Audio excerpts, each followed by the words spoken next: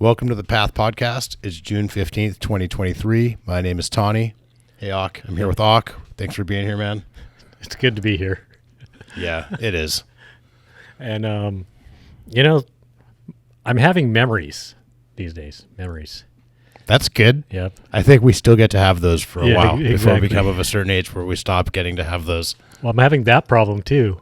Yeah, But it's tough. exactly, as we get an old, certain age.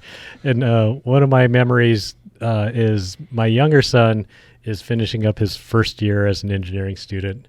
And he's taking some of the similar classes he's taking some of the exact same classes because we went to the same college. And they're talking about the topics he's going through, and I'm like having flashbacks. I'm like, oh my gosh.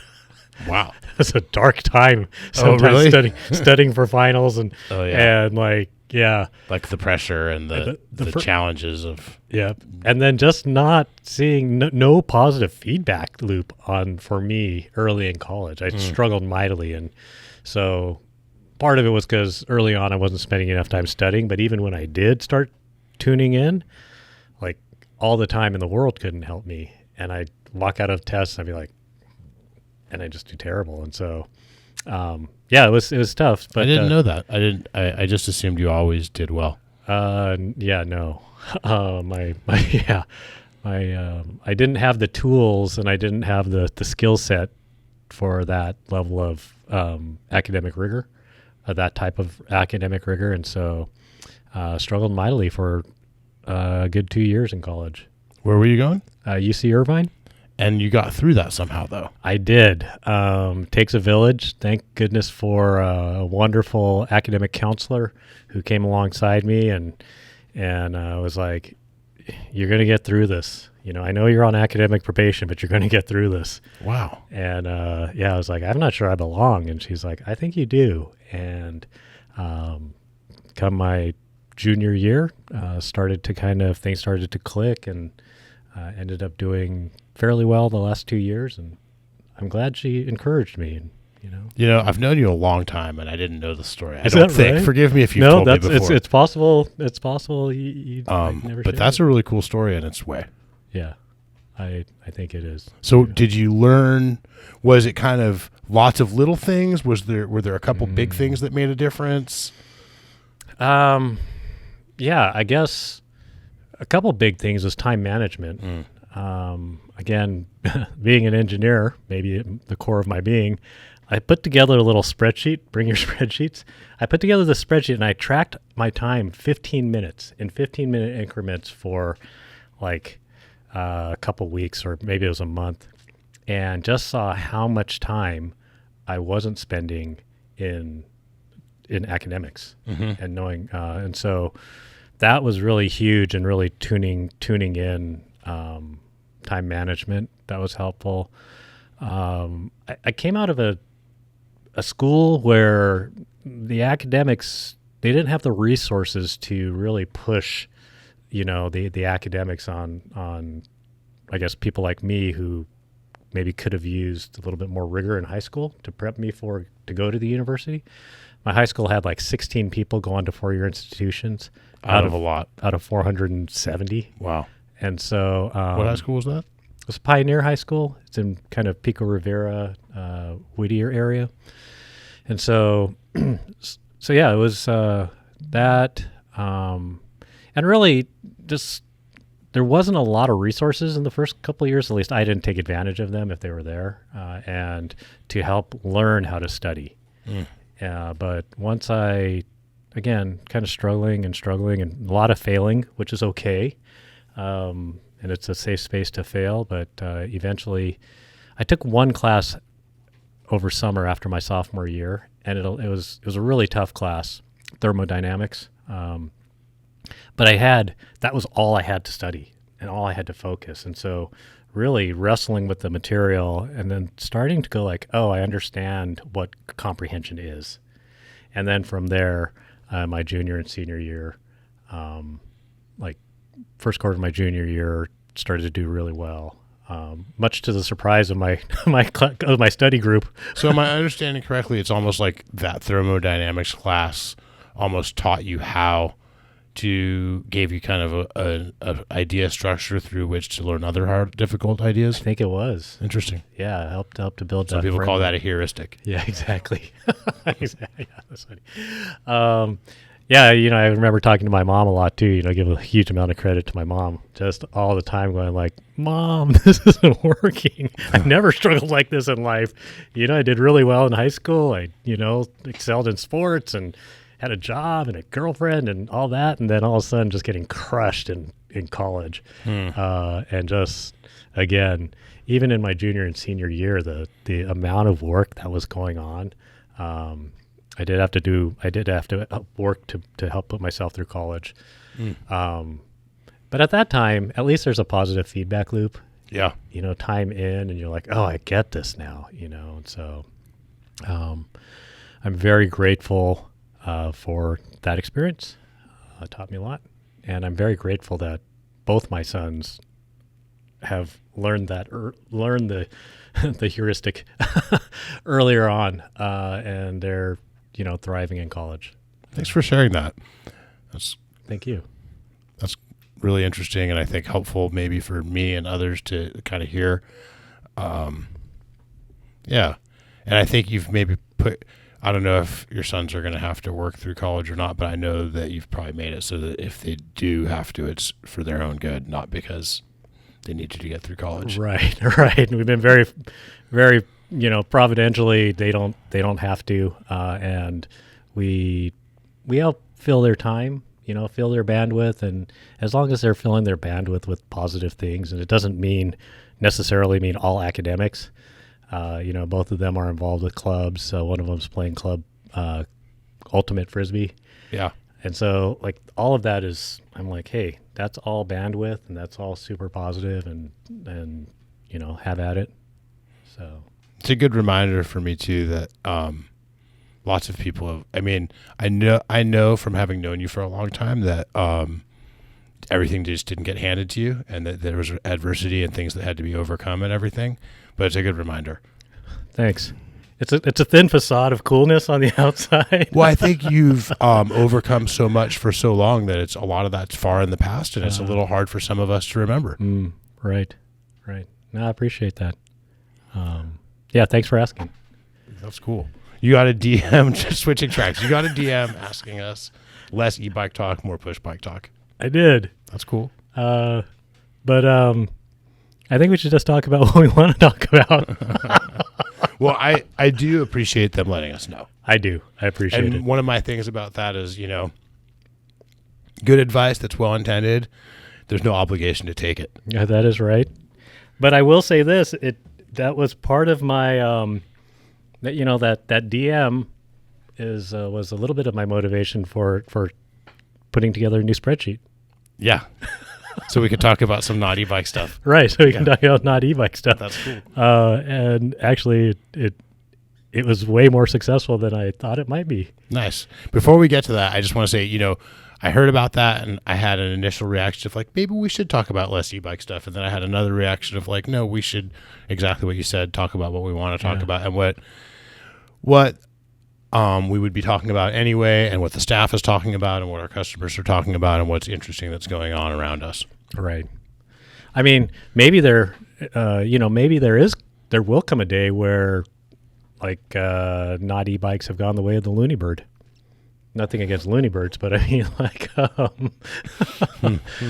I don't think extinct or even endangered, but right. But maybe very limited habitats. Maybe. I don't know if that'll ever happen. To me, I think that there will always be a strong place for muscle bikes or bikes or acoustic bikes or whatever they're going to be called. Right. But there was also this tone to us asking us not to talk so much about e-bikes. I remember when people asked us vehemently not to talk so much about 29. Yeah. Or not to talk so much about full suspension. Right. Or not to talk so much about disc brakes. Right. Or not to, and at times some other things that were more off-center, not to talk so much about trials or single speeds or steel hardtails or other things that I was interested in or other people around the shop were interested in. Right. And so we'll always,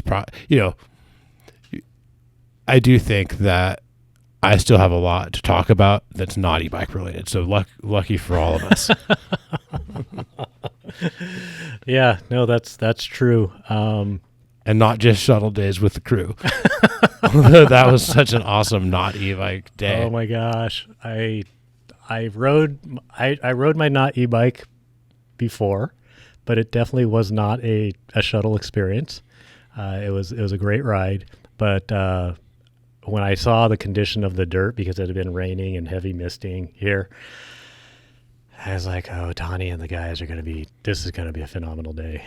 At the risk of admitting slight irresponsibility, we had nine humans in my van at one point and 8 bikes on and in my van.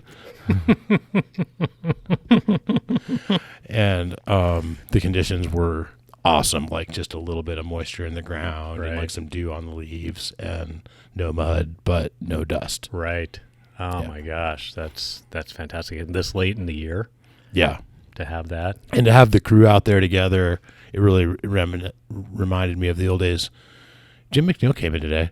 Weird thought that just popped into my head of thinking of the old days. Yeah, it was awesome to see Jim. Oh my gosh. Yeah, he's doing pretty well. That's fantastic. Right. But sorry, is he shout out? Is he riding?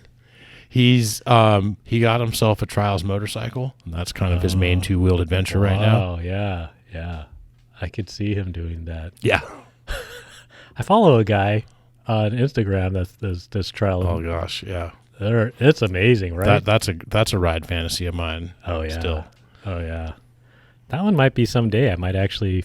I don't know.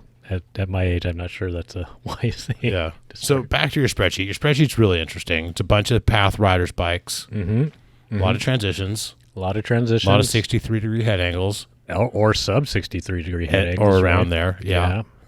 I mean, I look at it and there's, I'm kind of scrolling through here a little bit. Yeah, you're right. 63. There's a number of sub 62. Who's sub 60? What's sub 62? The relay? The relay is sub 62. So Tyler from the shop, a lot of our customers actually message Tyler all the time. Tyler was out there on his relay with the battery out, and he was killing it. Oh, yeah. Yeah. And that's, relay without the battery is probably way under 40. 30. I think not Tyler's build. Oh, right. I think he's got the GX build with Cush Core and et cetera, and I think probably handguards, and I think I remember it being about 46 with the battery, and the battery I want to say is just under 5 pounds. Right. So that is that's some naughty bike topic because it's a relay with the battery out. And I think about that. That's lighter than downhill bikes back in the day. Yeah. Some. I had that 36-pound Demo 8, but I don't think I'd build it that same way now. Right. I mean, your Stab. Yes, I've also had close to 50-pound downhill bikes. Right. Yeah, so... I forgot about my Stab. That's awesome. Right. I think it's Chase at the shop that has a Spire. Yeah. And that Spire, he's got a 190 fork on it. Yeah. Oh my gosh. Silly. That is silly. Monster truck. It's like 180, 190, I think it is. Dual 29. Wow. Sub 6. I think that's a 61 and that's one of the 61 and a half degree head angle bikes. Yeah. Yeah, that's I wonder how much that one weighs. Chase is a big, strong fella. He could probably pedal that. If you ever see him flip Cush Core around like it's nothing. Right. And he is using good technique on that too. You got to respect that because a lot of bigger, stronger people don't use good technique, and he is the one who not only had the technique but understood the fundamentals well enough to teach it, which is different. Right. That's even a step beyond. So looking at all these bikes, I was feeling like, yeah, you know what? I got that relay and I love it. It's fantastic. 61, it's the PNW version. What does yours weigh? It's like 40, maybe 47, full coil. It's got the DHX2 coil. It's got a Zeb with a with the Vorsprung coil conversion, full cush score, downhill casing on the front, and I think it's right at 47, maybe 46. What do you think? It's amazing. Let's see. I pedaled it around at like 16, 17 miles, 4,000 feet of climbing on one charge. All boost? Mostly boost. The last maybe, I don't know, maybe 1,000 feet of climbing was on the river mode. And river is the more you put in, it matches. Was that due to range anxiety? It was. Do you think you needed to do that? I don't think so. How many feet of elevation did you say? Like 4,000. Oh, yeah, that's awesome. Yeah, that's amazing, right? Has some range. Yeah. It is, it's the Fazua 60 Newton meter torque. And Quiet? Very quiet. Most quiet e-bike you've had? Maybe. Yeah. Not just quiet climbing, but quiet descending. Right, it doesn't have a rattle. It's like a not e-bike descending. What other e-bikes have you had that were super quiet? The Wild with the Bosch, probably. The Wild with the Bosch was very quiet. Yeah, so I was thinking to myself, because it's got 170 on the rear, 180, 170 is how it's set up, and thinking, I don't need a downhill bike. Yeah. And then the spreadsheet, I saw Zach's TR11. Yeah. And I'm just thinking how good the relay felt relative to I did the same loop the next day on the Trans E. Mm-hmm. And Trans Elite, right. And that's 130 on the rear, 140 or 150 on the front. Yep. Or 140, 150. And at speed and in the techie stuff, you could feel the difference. Oh yeah. Right? But it's sports car versus. I want to point out that Trans Elite has a listed head angle of almost 66, but both of us measured it at around 65. Yeah. And mine was 64 3/4. I had the Giant Reps demo bike, and I measured it at 65. It measured 65 1/4 in one direction, and I flipped it 180 degrees, and it was 64 3/4 the other, and I call that 65. Right. And mine was, I did the same thing. And it might be because, I don't know, like the tire configuration. Sure. I have a 2.4 on the rear and a 2.5 on the front, so maybe that had something. I think that definitely might. Alone, yeah. So, but yeah, it was, that's an amazingly capable bike as well. Have you ridden it battery out yet? No, I have not. And I would like to. Man, I have so many thoughts running through my head. Right? One, my Oxide Medium Relay PNW X01 is in the back in a box. Oh my gosh. I wasn't here when it showed up this afternoon. I didn't know it was here when I took Jake over next door to get a power strip. I saw it for the box for the first time. So psyched on that. The Oxide Gray. And we got some to sell too, like another medium and a large and a blue medium, and so we're gonna have those to sell this week. Which is... Can I get a battery cover off of one of those? Because I saw the order for your battery cover come through my email. I know. I was like, that was the other half of my memories. I completely cannot remember where I put my battery cover. So bizarre. But you were saying maybe in the parking lot of your work. Yeah, I'm pretty sure. Yeah, that's what I think. Anyways. And then the other thing that I was thinking as you were talking, and you said you don't need a downhill bike, what flashed before my imaginary eyes was the new Glory. Yeah, and I put that on the spreadsheet too. That thing looks money. Oh, yeah. I want it. Yeah. And quick comment too, that shuttle mission, first time I've ever ridden a modern big bike with cush core that wasn't not like a not e-bike, like downhill bike on that. I mean, I was on my Transition Patrol, which is, I would say big enduro. Yeah. It is. Definitely downhill capable. Yeah. And also kind of from a lot of geometry metrics, kind of more DH than my last downhill bike. Yeah. Like slacker head angle than my last downhill bike. Yeah. But yeah, modern geo big bike with cush core. Yeah. Very, very confidence inspiring. You know what I noticed too is the position that you can ride these bikes on the steep stuff. Hips way forward. Yeah. Like centered, like just feeling centered over the front, like not over the front, but feeling like that, but not even being over the front. Yep. So totally. And I was thinking about that too when, some trails that we were riding have steep chutes with a steep chute with a turn at the bottom that's hard to make. Right. And one would think that the slacker head angle would make it even harder to make, but it gets you in a position to really rail that turn at the bottom. And what's hard to make about that turn is you're right on old school geometry, you're riding way off the back of your bike, so you can't make the turn. Yeah. And if you try to get forward to make the turn in that moment, you end up kind of like loading up the front wheel, which I did once and hurt myself. Right. Yeah, and I felt that exact same thing on both bikes. It came down. There's a trail. It's steep with a steep left and then a steep back to the right, and feeling confident in that in that chicane. Mm-hmm. I was like, whoa, this is, and I thought it's because I'm so far forward. Yeah. Yeah. Love it. But when I look at the geometry, like the Glory and the TR11, oh man, 203 on the 200 mils on the rear, 61.5 head angle, MX, and dual crown. Chain guide, good lines. Yeah. I mean, obviously downhill bike chain guide.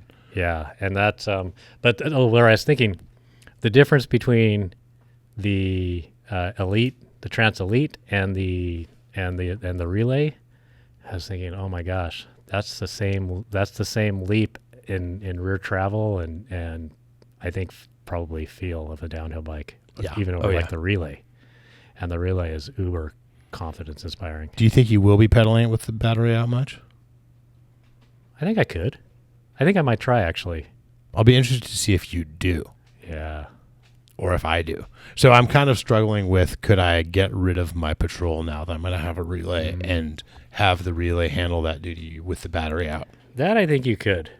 But I think it is heavier. Even kind of blingy, my Relay is going to be heavier, I think, than my aluminum Patrol. I would agree with that. I was looking at my aluminum Patrol. It's in my living room right now, all cleaned up after the ride, and I was eating dinner and looking at it, and all of a sudden I was like, remember the Azonic Sabre? Oh, yeah. An old kind of long travel, raw horse link. Oh, I was like, this is like a modern Azonic Sabre, but nicely executed without like cheesy, weird rockers and stuff. Yeah.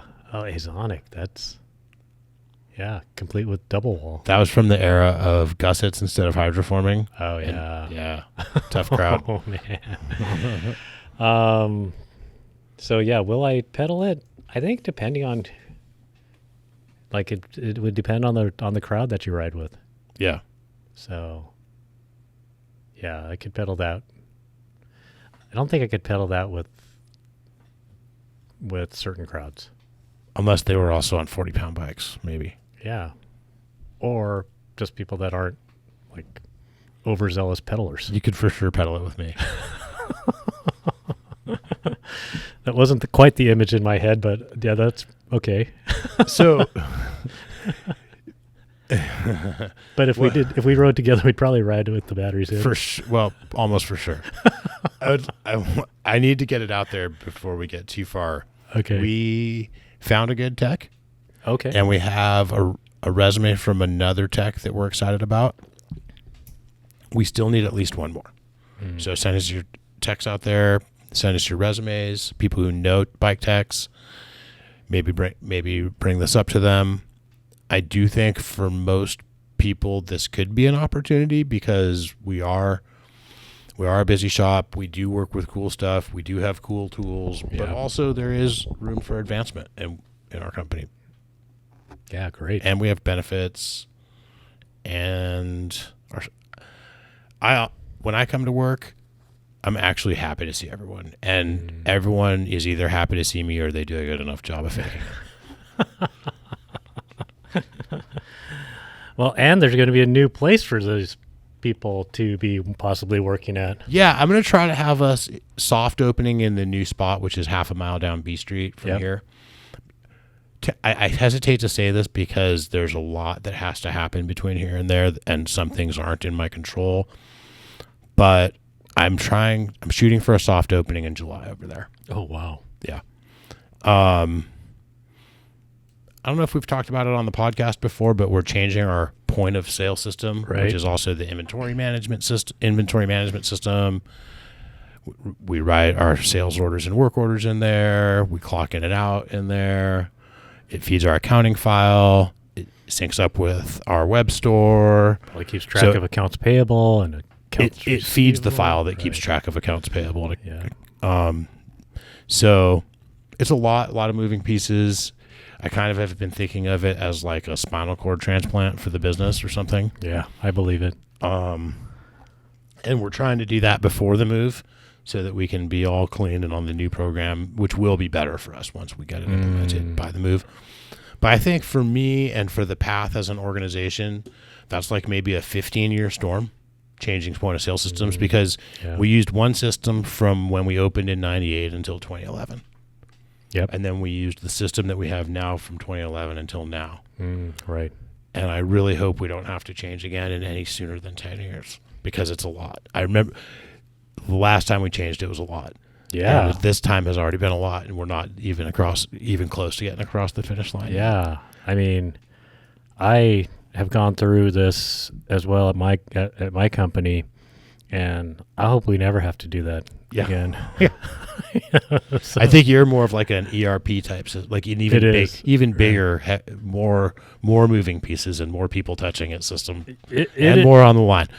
But I don't know about more on the line. I mean, but not for the person whose bike we mess up and that's they get right. hurt. There's not more on the line. Exactly.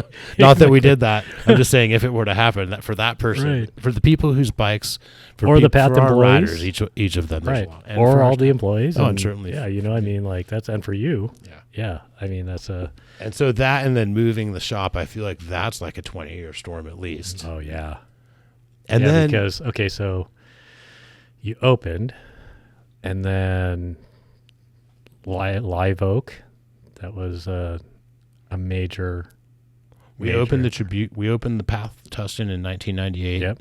And we opened the current iteration of the Path Tustin in 2008 after the print shop that we're currently sitting in moved, and we took over the neighbor next door. Right.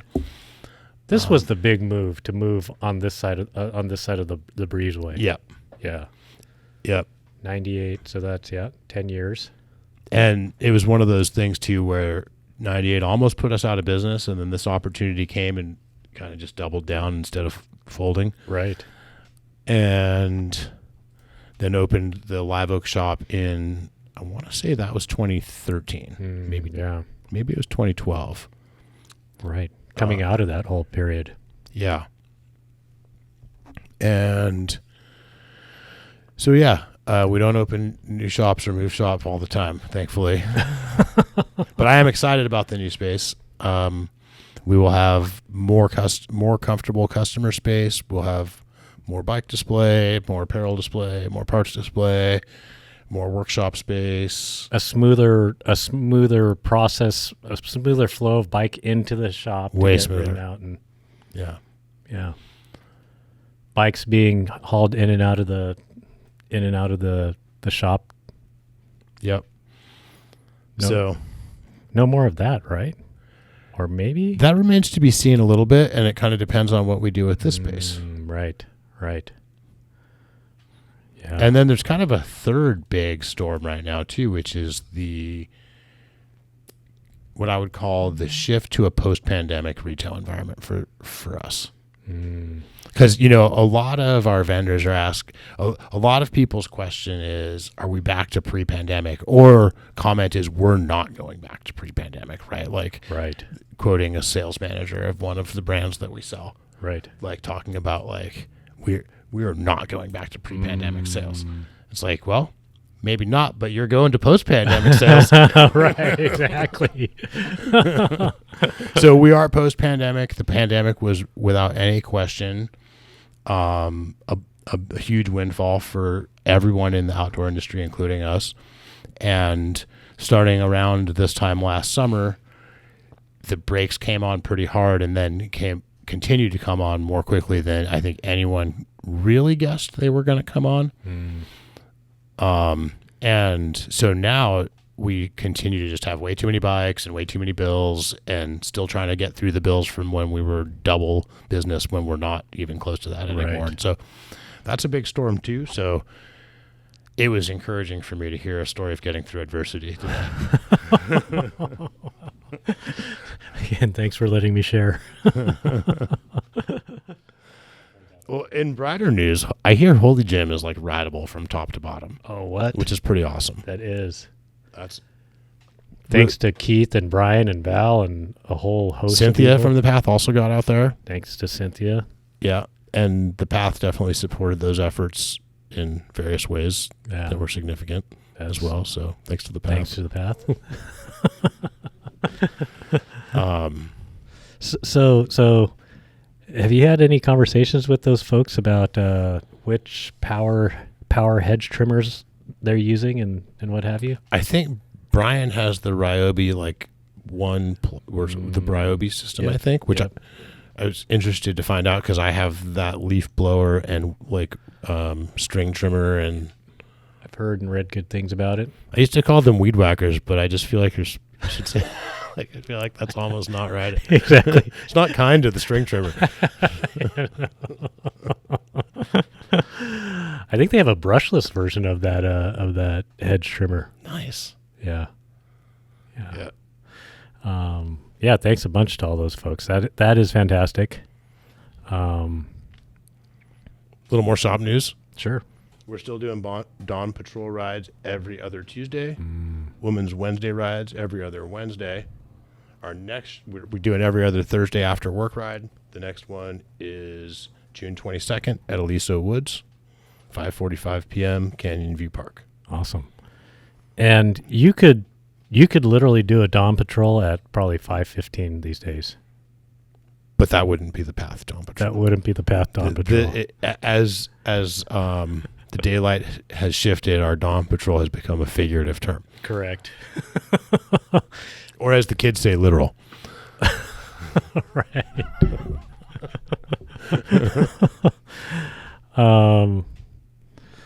Over the hump. Oh, that's coming up. We have one more and then the finale. Yep. And the one that's one more will happen kind of before this podcast goes up. Yeah. So when you hear this podcast, you'll probably be, the next one will be the finale, June 27th. Yep. Yeah. Looking forward to that. We got some new demo bikes. Awesome. We got, you know what I'm kind of excited about? We got a 24-inch wheeled, like youth full suspension demo bike. Oh. Rocky Mountain Reaper 2.4. Yeah. And that one you can put 26-inch wheels onto as your kid grows or as you grow. That's fantastic. Yeah. So that's cool. We also got a Rocky Mountain Element A10 medium and extra large, which is a real kind of shreddy short travel trail bike. Right. And Instinct A10 medium.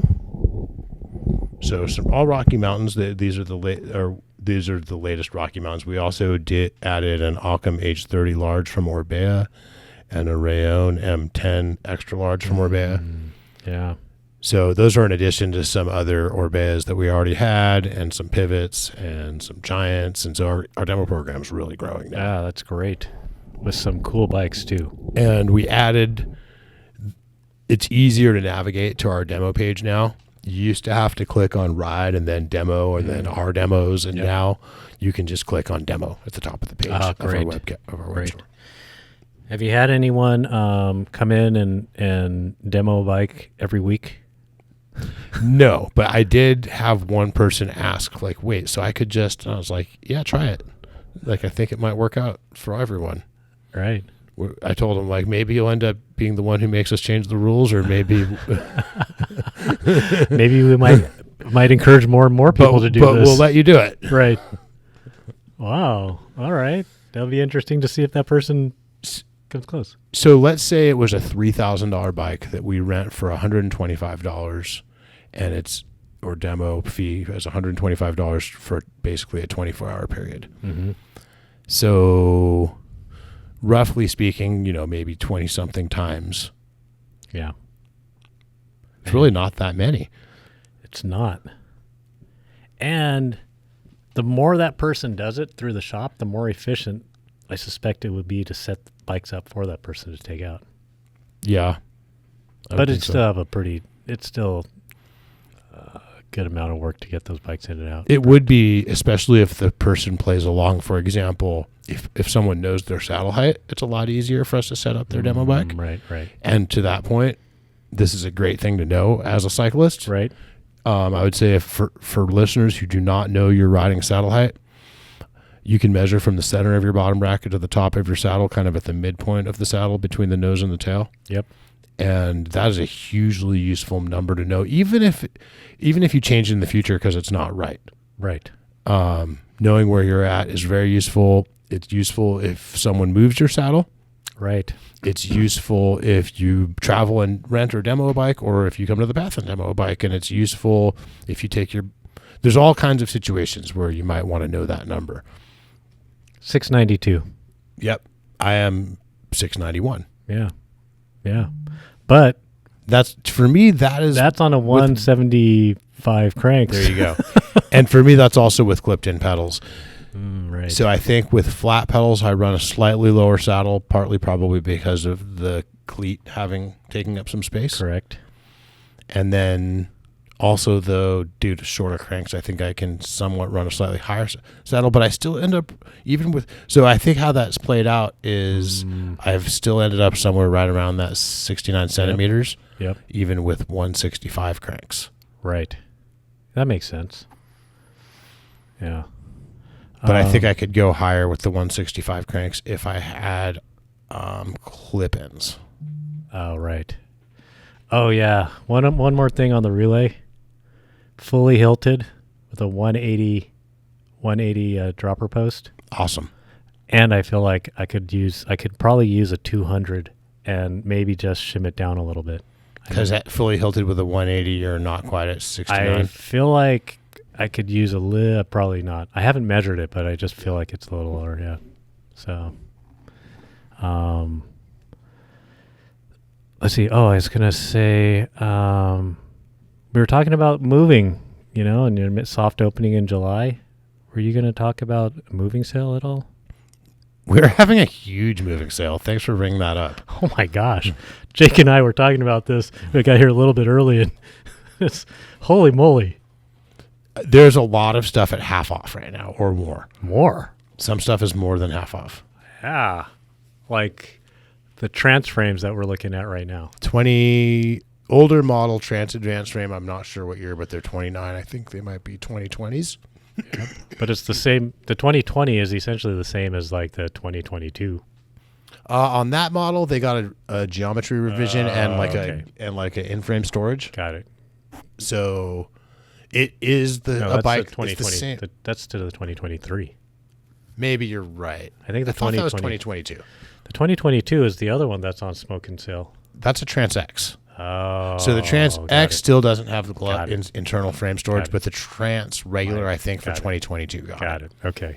But this is the same frame that both you and I have owned and loved. That's a fantastic bike. Really good climber, like down country and a trail bike kind of feel. And like down country weight with a trail bike kind of feel. Yep. Really cool frame. And this is before the frame started getting heavier. We have that one on sale for what, $1,300? $1,300. $2,900 is MSRP. Yeah, $2,950. We got a few of them too. Yeah, that is amazing. And Kona Shonky on sale for more than half off. Dirt jump frame. Oh my gosh. Gold, bronze, copper. I don't know what color that is. That's cool. And then you got the Trans X, the 2023 Trans X. That's the special edition one. Yep. With the mission control. Yep. Highly recommended. That's the exact bike I have, except that one's a large. Mine is a medium. What is that, like $3,000 off or something? I think it's $2,000 off. Cool. But yeah, that's a smoking deal. More expensive than the savings are more than my first 3 cars. Yeah, exactly. And that not mission control. It's a flight attendant. Flight attendant. Yeah. Thanks. Flight attendant is Nino Schurter won the World Cup on a flight attendant fork. At least I had the right brand this time. Yeah, exactly.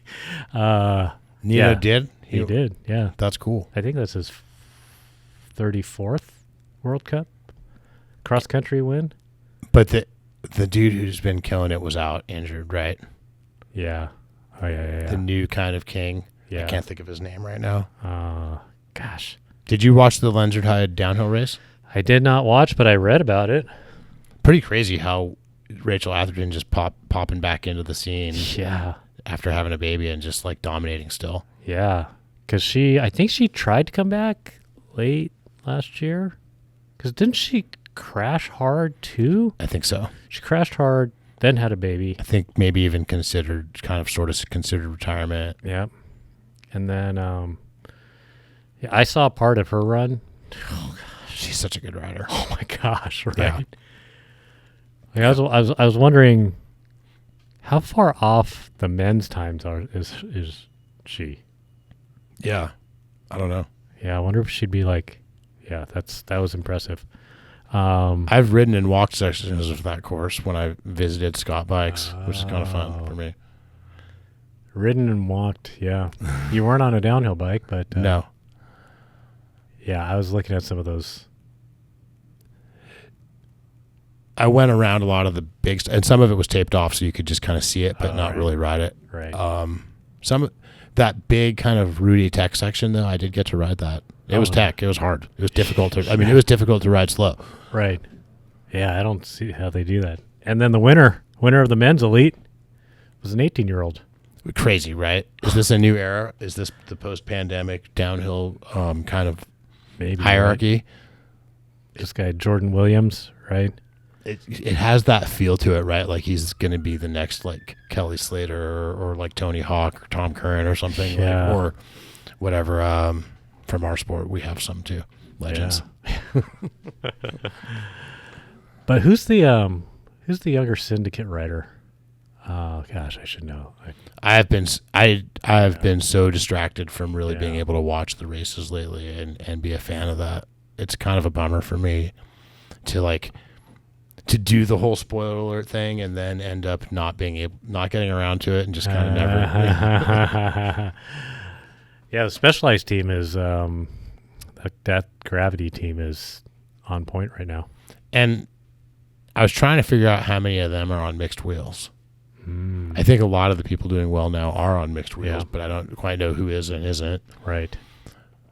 Remember when 29 got quite popular and it started to become clear that 26 was dead around 2009, 2010? Right. But then there was kind of a 27 and a half surge, and there was kind of it was a little unclear if 29 was really an important wheel size or not for a second to some people. Right. I mean, I don't think it was unclear to anyone at the Path, but it was certainly unclear to some of our vendors. Right. And in that stopped making 29ers almost. Right. Actually, Giant. I wasn't going to call them out, but yeah. No, it's good. It's good. For like 1 year? A couple of years, they almost stopped making 29ers. Yeah. Yeah. And certainly didn't make any new ones. Right. Right. And greatly, I think, I said a few years ago that I thought we were on the cusp of kind of the mixed wheel takeover. Yeah. And I think I was too soon, but I think it's still coming. And by takeover, I just mean I don't think dual 29 will continue to just maintain total dominance like it does right now. Yeah. For sales and for what people are making and asking for. Right. And part of why I think that is the bikes that we do sell that do come mixed wheel size, they're in high demand. Right. But I wonder if the cross country is going to maintain that 29 dominance. I think cross country race will maintain 29 dominance probably. Yeah. But the downhill. But I think even I think trail riders won't. I agree with that. Even like light trail might not. Yeah. Like one of my fantasy bikes right now that really doesn't exist is the out off the shelf 27-pound mixed wheel size short travel trail bike. Yep. 28-pound. I'm strongly considering having you guys rebuild my reserve 28 SL rear wheel. Like the spot where a trail gets all the way up against downcountry but doesn't quite get into Right. it. Yeah. Yeah, that's so the Specialized team, yeah, those guys were successful on other teams before they came. Right. Yeah. Because Specialized was Like off. Lucas Shaw, I think, he's not Specialized. No, he's not. He- Loic Bruni, Loic Bruni. and Jordan Williams, and then I forget the third rider. Anyways, yeah, but kudos to Rachel Atherton on the Atherton bikes too. Yep. And probably without, yeah, totally. Maybe without as good of support as some people, who knows? Mm-hmm. Mm-hmm. Yeah, but I guess maybe growing up riding with those two brothers. Yeah, having some older brothers to chase her. Or are they both older than her? I think so. I think so too. Yeah. That are like World Cup level riders and then their own right. You were there that day when we saw them at the Crestline Trails. Huh? That was crazy. Yeah. That was oh my funny. gosh. It's funny how like it didn't seem like a huge deal at the moment, but like now I'll probably never forget it. Yeah. Golly. Yeah, that's so come on in and look at the moving cell. Besides frames and the Trans SE X, We have probably 30 or 40 RC shoes at $40 each, which have an MSRP more like $150. We have giant rail helmets at $75, which are $185 helmets. We have a bunch of them. We have, the newest G-Form stuff is not shiny anymore. So the shiny G-Form we have way more than half off. Oh my gosh. Yeah. Wow. And lots of stuff like that. We got some 9.8 seat posts for $150 instead of $300. Yep. Fantastic. And all our takeoff parts we went through and marked. They're already well below retail. We went through and just marked them all like 20 to 40% lower. So I see like a factory 36 over there. I think 36.29. I think it's it's like an $1,100 or so fork. I think we have it at $6 something. Oof. Yeah. Yeah. Fantastic. Come on in, folks. And we're just going to keep adding stuff. The idea is that we only want to take newer 2023 and 2024 stuff into the new building. Got it. And so everything else has to go. Yeah. Plus, I got to pay for. I've got some fun ideas for some cool fixtures and stuff. I got to pay for. Fantastic. Some pretty heavy news for me since the last show. Kona Bikes laid off most of their staff, I would say, or most of the staff that we've been a Kona dealer for over 20 years, and I had a few like actual personal friends over there, or people that I would call people that I definitely know and have known for a very long time. And of the people that I know over there, there's only one left. Oh my gosh. Yeah. And it's real emotional, and it seems like it kind of feels from the outside looking in like they might never be the same, because they got bought by an investment group, and they were kind of our Kona and the Path have always had a really special business relationship, and we've had lots of special personal relationships with individuals over there, including the original owners, Dan and Jake, and it's sad. Yeah. And it's part of this post-pandemic environment. Yeah. It's part of this post-pandemic story. Yeah, that's the namesake of the Push Kona. Yeah. And Maxwell has a tattoo. Yeah. Maxwell's got a Kona tattoo, and he's probably not the only one. Yeah. So a lot of us have a big spot in our hearts for Kona, and hopefully they find a way to continue to be something that is in some way representative of what they've been in the past. I really hope they can find a way to do that. It doesn't look good to me from right here. Yeah. And they've made some business moves since then too that hurt us as well. So it seems like they're changing, not just as employers but as business partners. Yeah, that's really unfortunate. We'll see how that shakes out. I don't want to burn any bridges yet or anything like that, but there's a clear change of direction without any communication or warning, which is never great as from a business partner like that. And the terms are much worse for us. So there's that. Yeah. I mean, I don't know what to say. Yeah, there's not. I mean, it's just one of those things. There's not. Yeah, not a lot to, but yeah. So yeah. Let's see. Individual transmission parts are available to order now. We were just talking about That's that. a lot easier topic. That is okay. I was so trying to justify why they didn't need to be in a few shows ago. I sort of putting my foot in my mouth, but they are available now. okay, so like every single. I mean, obviously, shifter and derailleur come together. Shifter and derailleur were Always really come together, not yeah. available, Right. and now they are. Now they are as individual pieces. shifter derailleur. That you already could get the chain, and I'm sorry, because the shifter was available. It was really the derailleur that wasn't available by itself. Right. Because you could get the battery and the charger and the shifter and the chain. The cassettes weren't available by themselves till recently. Right. So now are they selling like a shifter derailleur cassette? Combo? Yeah. I've not seen that. But just shifter derailleur cassette. You can buy individual parts. Got it. Is there any package savings?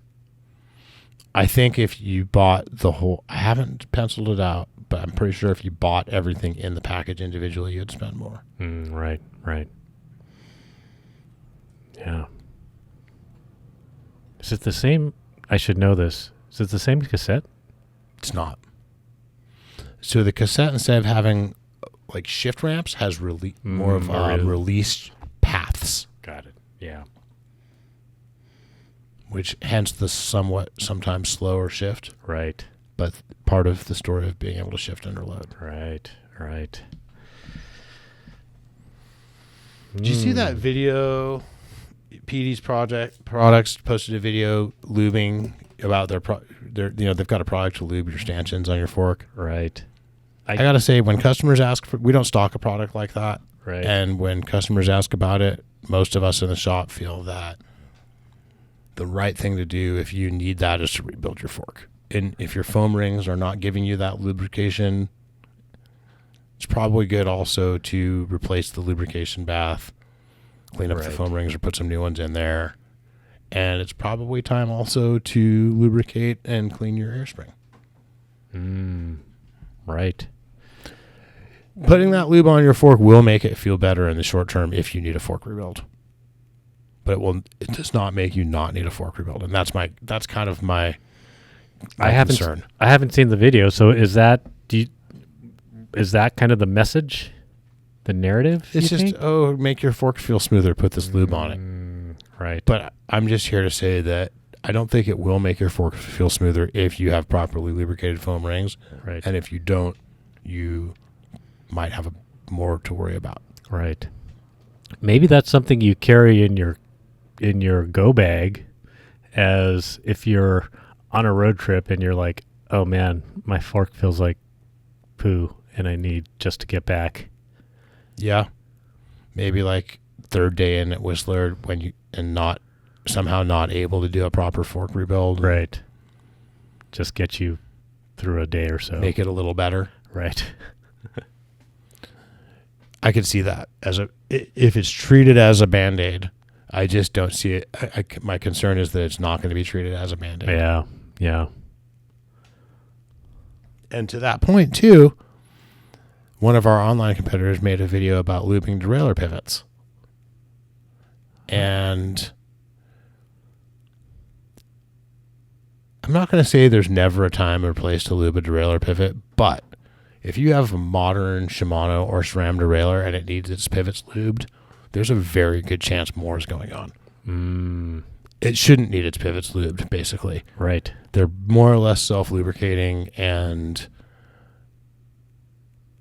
anything you're going to put in there is probably just going to attract dirt and wash away what's in there that's good. Right. I don't recommend it.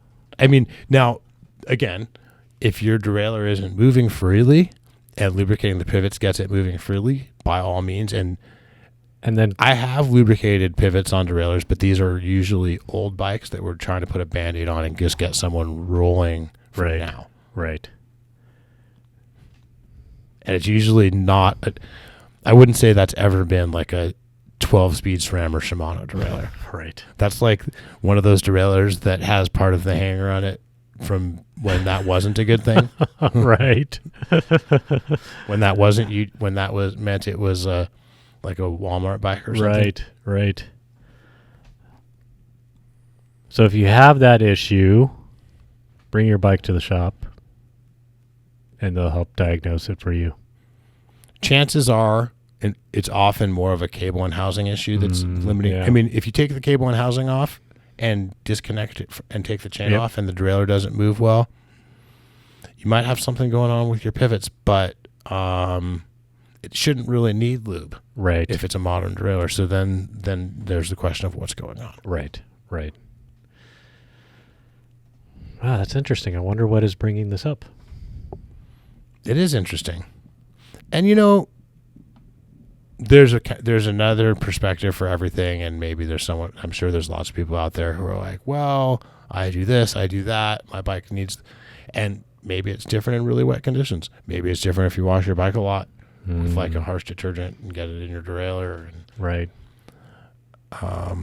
Generally speaking, though, I feel like if modern derailleurs need to be lubed, that derailleur's probably kind of clapped. Right. Oh, great. I'll have to go watch those videos.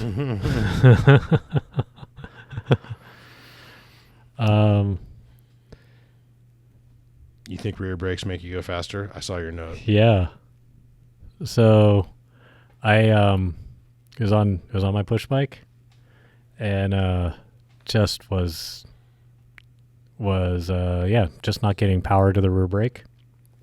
And I'll tell you, without having that, I try not to drag my rear brake, and I try to brake a little bit harder before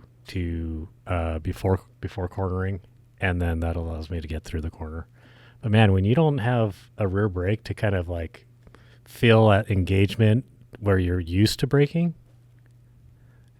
it makes me feel way more timid on the bike. Yeah. And so I was like, man, this is scary. So I brought my bike home and I didn't do a full bleed. I did the half bleed where you attach your syringe to the up by the lever and then kind of pull to like a master cylinder bleed. Yep.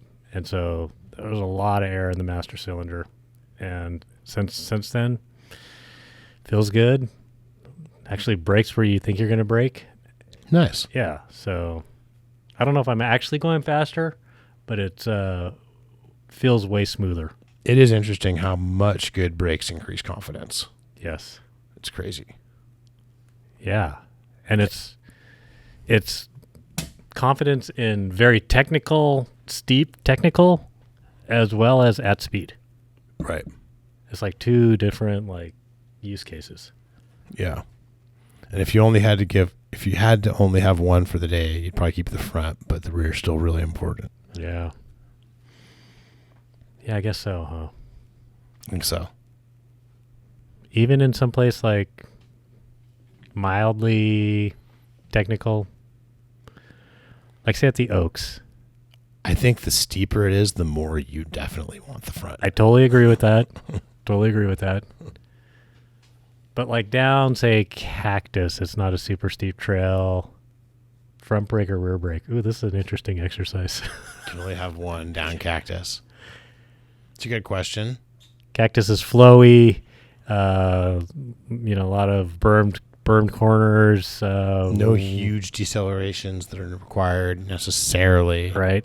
The one kind of technical feature I feel like is you take it pretty at speed. Is that rock pile that you go over? Yep.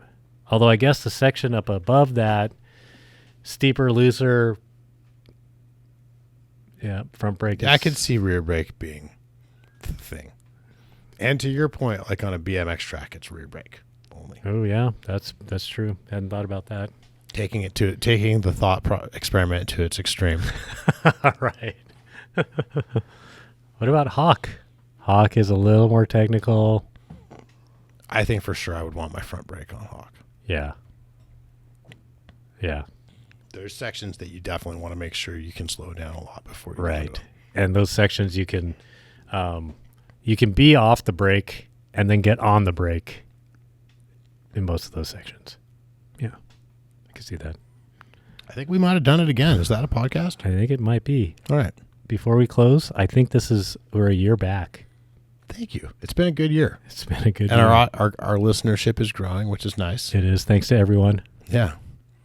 Thanks, Jake. Thanks, Auk. Thanks to the crew at the Path and all our customers and all our vendors and all the riders out there. And let's all remember to love the bike we ride.